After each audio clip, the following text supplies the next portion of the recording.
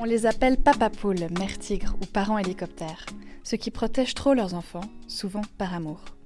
Cette année, un projet est lancé à travers 10 pays, dont la Suisse, pour mieux comprendre ce comportement. À l'UNIL, le professeur Grégoire Timmerman et la doctorante Gaëlle Venard y participent. Ils viennent d'ailleurs de publier les résultats d'une autre recherche sur ce sujet, financée par le Fonds national suisse.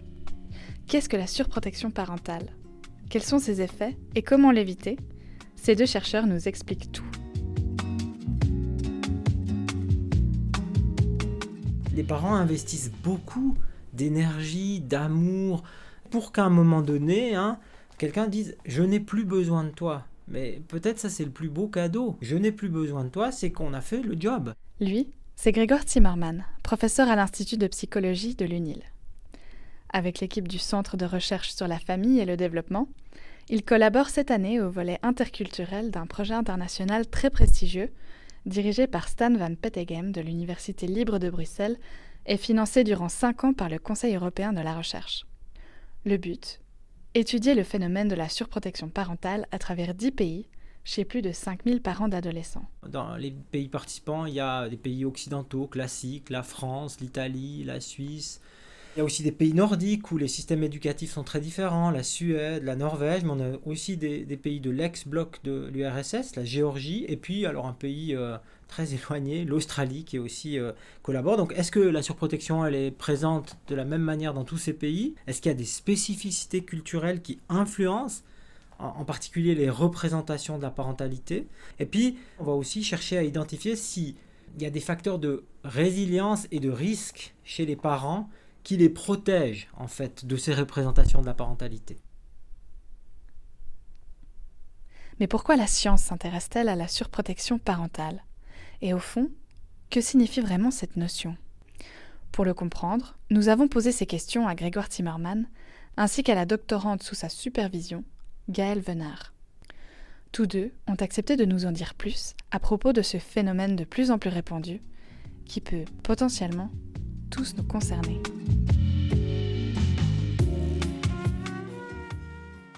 La surprotection parentale, j'ai envie de dire pour le vulgariser d'emblée, c'est une forme de parentalité où les parents veulent trop bien faire.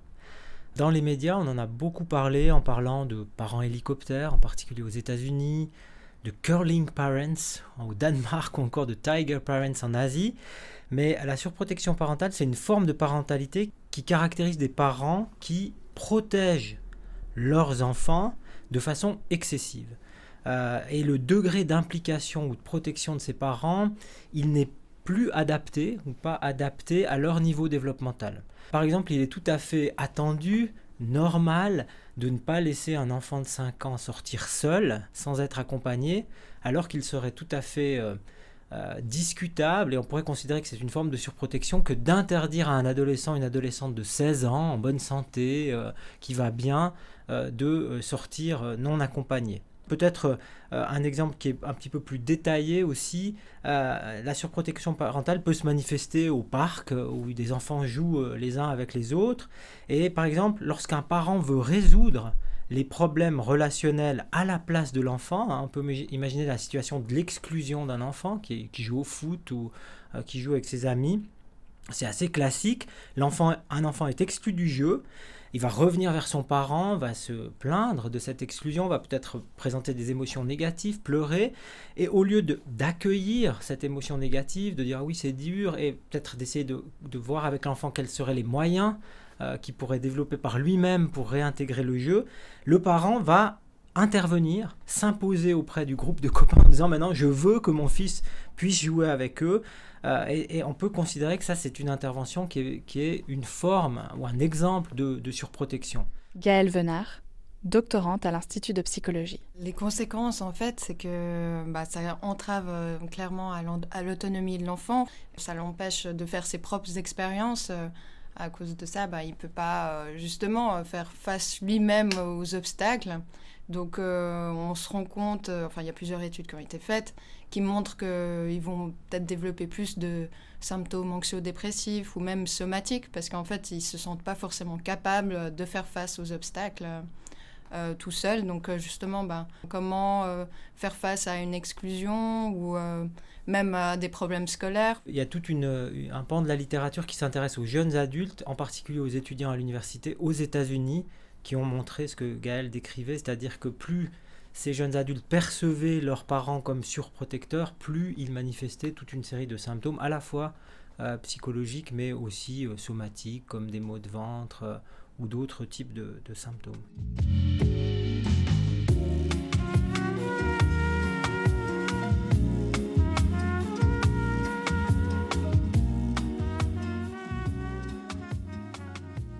En 2020, Grégoire Timmerman et Gaël Venard ont publié quelques réflexions à propos des effets potentiels de la pandémie et du confinement sur les dynamiques familiales. Pour eux, il est probable que cette situation exceptionnelle ait favorisé les pratiques de surprotection. On s'est posé la question à quel point en fait, ça pouvait accentuer certains facteurs de risque de surprotection. Justement, le fait d'être enfermé dans la maison, donc on peut se dire, peut-être que les parents peuvent être plus intrusifs, mais aussi par rapport à l'anxiété, le climat anxiogène autour, en fait, vu que c'est un des facteurs qui pousse les parents à être surprotecteurs, on se rend bien compte que dans ce climat pandémique, les parents pouvaient être plus surprotecteurs. À ce moment-là, il y a eu aussi une avalanche de conseils à l'intention des parents, comment vous organiser, comment gérer les devoirs en même temps que votre travail. Donc il y a eu, c'est vrai, sans doute globalement quand même un moment assez chaud pour la plupart des familles qui ont dû gérer à la fois le télétravail, les devoirs scolaires de leurs enfants et par ailleurs ont été confrontés à toute une série de conseils pour le faire, ce qui est un facteur. On pense que cette pression qui pèse sur les parents, qui les amène à se dire il faut que je fasse le mieux possible, il faut que je sois un bon parent, ça contribue aussi globalement dans nos sociétés à ce que certains parents s'engagent dans des comportements de surprotection.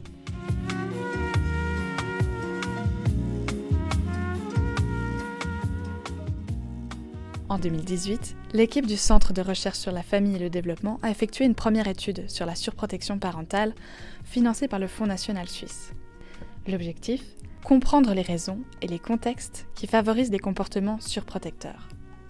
Les chercheurs ont interrogé plusieurs centaines d'adolescents et de parents dans le canton de Vaud. Les résultats ont donné lieu à une série d'articles dont les derniers viennent de paraître.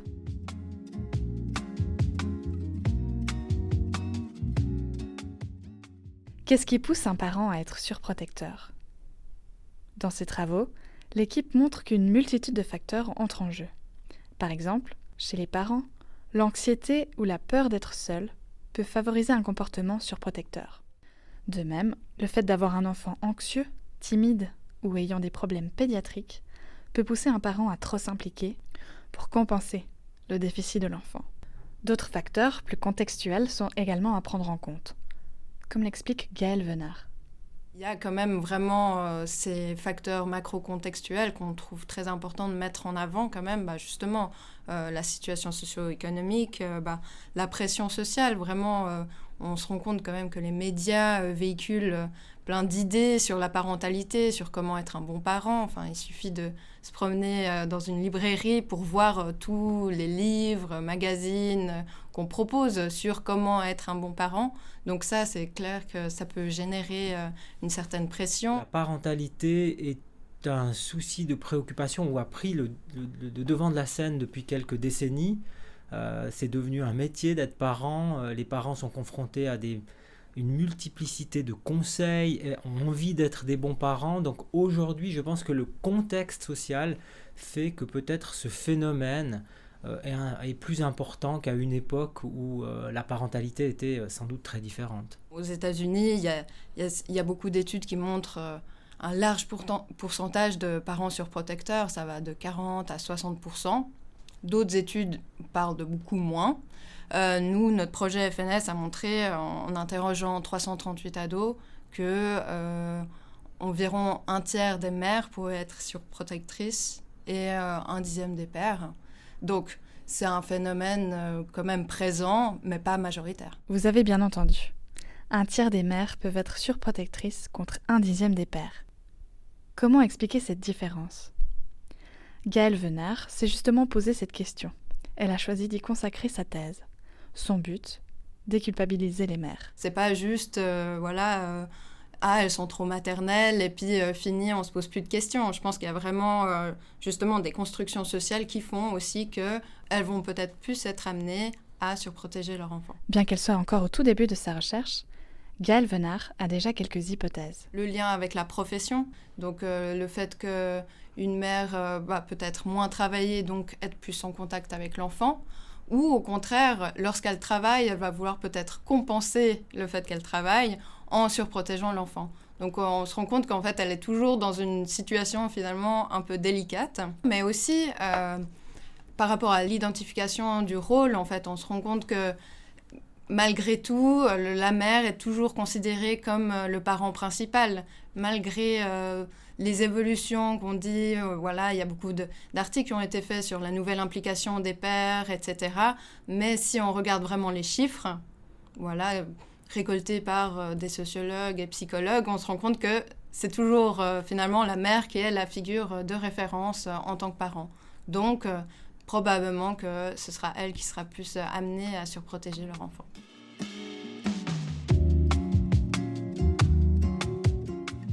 Et si les comportements de surprotection étaient dus à nos propres croyances ? Dans un article publié en février dans la revue Swiss Psychology Open, Grégoire Zimmermann ainsi que d'autres scientifiques ont mis en évidence le rôle de certaines représentations dans l'apparition de comportements surprotecteurs. Ils ont aussi exploré les liens avec le risque de burn-out. Grégoire Zimmermann. On a recruté des parents d'adolescents pour les interroger sur la représentation qu'ils avaient de leur surprotection et toute une série d'autres éléments liés au contexte. À quel point ils percevaient le monde comme dangereux, à quel point ils percevaient le monde comme compétitif, à quel point les parents adhèrent à cette croyance stéréotypée très très ancrée dans nos cultures depuis des décennies voire des siècles, que l'adolescence est une période difficile, de rébellion, de conflit, cette image de l'adolescent rebelle. En analysant les réponses de ces parents d'ados, les chercheurs ont confirmé leur hypothèse. On a pu mettre en évidence qu'effectivement, plus les parents adhèrent à ces croyances stéréotypées, plus ils se disent l'adolescence c'est vraiment cette période difficile, plus ils attendent finalement rencontrer des difficultés peut-être avec leurs propres adolescents, plus ils sont enclins à surprotéger pour peut-être éviter les écueils de cette période à risque, et en général plus ils surprotègent, plus ils sont aussi exposés, susceptibles d'être victimes entre guillemets de burn-out parental ou de symptômes d'épuisement parental. Le burn-out parental, c'est lorsque, en tant que parent, on est exposé de façon prolongée à des facteurs de stress, et c'est lorsque ces facteurs de stress dépassent les ressources dont disposent les parents qu'il y a une menace en termes d'épuisement parental qui se manifeste alors par un épuisement physique, un sentiment de vide, je n'y arrive plus en tant que parent, un épuisement émotionnel. Aussi, les parents qui décrivent le vécu de l'épuisement parental nous disent « je me sens de plus en plus à distance émotionnellement de mon enfant, je n'arrive plus à m'impliquer, je me retire de la relation pour me protéger, j'ai une perte de plaisir dans ce rôle de parent que j'avais pourtant investi fortement auparavant. » Et puis, souvent, ces parents nous disent « j'ai le sentiment de ne plus être le même parent ». Il y a un sentiment de contraste. J'étais un meilleur parent avant que je ne le suis aujourd'hui.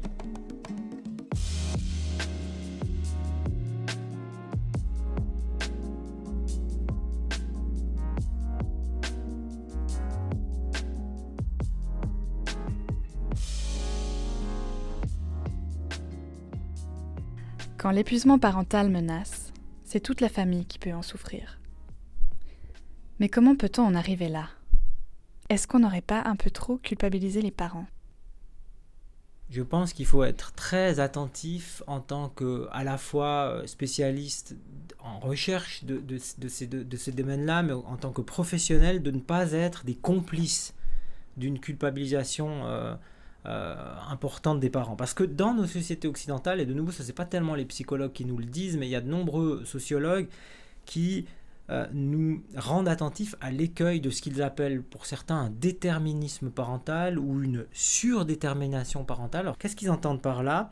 C'est-à-dire que dans nos sociétés occidentales, on considère de plus en plus que le déficit des parents, que le déficit de leurs compétences, des compétences parentales, elle serait accusée d'être la cause des multiples problèmes que rencontrent les enfants, les adolescents et les adolescentes, de leurs problèmes de santé mentale, de leurs difficultés scolaires, etc., etc. Et ce faisant, et ça c'est vrai que c'est à mon avis très important, on invisibilise un peu les contextes dans lesquels ces parents évoluent, dans lesquels les familles évoluent. Je pense à l'appartenance sociale, au genre, aux conditions de vie, aux conditions de travail qui empêchent de très nombreux parents d'être présents, d'avoir du temps de qualité avec leurs enfants parce qu'ils sont enjoints à avoir des horaires de travail flexibles, ils ont une imprévisibilité des horaires, ils ont un statut précaire. Donc au fond, attention à ne pas trop appuyer uniquement sur le rôle des parents au détriment d'autres facteurs sociaux extrêmement importants qui peuvent nous expliquer pourquoi certaines familles vont plus ou moins bien. Au final, si l'on veut arrêter de surprotéger son enfant, encore faut-il avoir conscience qu'on le surprotège.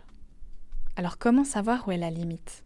La réponse de Grégoire Timmerman. Si l'enfant résiste, si l'ado le résiste, peut-être qu'il faut se questionner en tant que parent. Est-ce que je ne vais pas trop loin ? Est-ce que je ne suis pas trop intrusif ? Quand il nous rejette parce qu'il dit non mais je veux plus que tu me serres dans les bras, cette proximité affective et physique, elle est plus tolérable pour moi. Ça c'est un signe en tant que parent que on aimait bien faire des câlins à son enfant, il était ouvert à ce qu'on puisse se serrer dans les bras, il ne l'est plus. Il a 11, 12, 13 ans, c'est plus acceptable pour lui ou pour elle. Et donc là, il y a un signal qui est donné par l'enfant en disant là tu vas trop loin. Et peut-être tu me surprotèges. Donc je pense qu'il faut être très à l'écoute des signaux que nous donnent les enfants. Être parent, ça nécessite beaucoup d'adaptation. La plupart des parents font de leur mieux. Et il faut savoir qu'un jour ou l'autre, ces enfants nous reprocheront un certain nombre d'éléments. C'est OK. Voilà. Pour répondre à la question, où est la limite ? Ça dépend et il faut être très à l'écoute des signaux que nous renvoient nos propres enfants.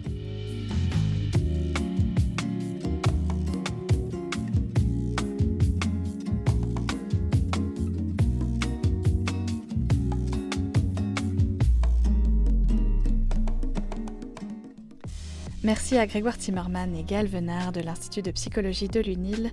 Ils s'exprimaient à propos de la surprotection parentale, étudiée cette année à Lausanne dans le cadre d'une recherche internationale. Merci à vous pour votre écoute et à bientôt.